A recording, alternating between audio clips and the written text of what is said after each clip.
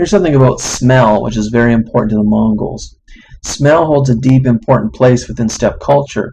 Where people in other cultures might hug or kiss at meeting or departing, the steppe nomads sniff one another in a gesture much like a kiss on the cheek. Smelling carries deep emotional meanings on different levels that vary from the familiar smell between parent and child and the erotic sniff between lovers. Each person's breath and unique body aroma is thought to constitute a part of that person's soul.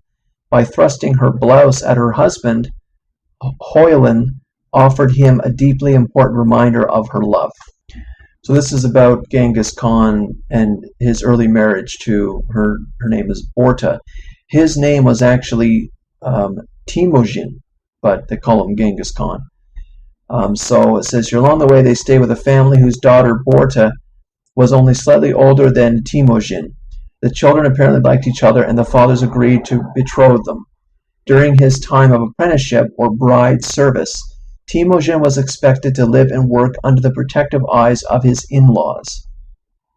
Gradually, the intended couple would become even more intimate. Because the girl was normally slightly older than the boy, as was the case with Borta and Temujin, she would initiate him into sexual intimacy at the rate and in the timing that seemed appropriate to the two of them. So it's interesting that, first of all, the ages. Typically today, the guy is much older than the woman, or at least somewhat older. And also that you have to work for your girlfriend's parents for a while. So that's also pretty interesting, a different kind of culture. Another thing that's pretty traditional is the father rules or the eldest son, and they are to be obeyed absolutely. So here's the part about why Christianity was favored.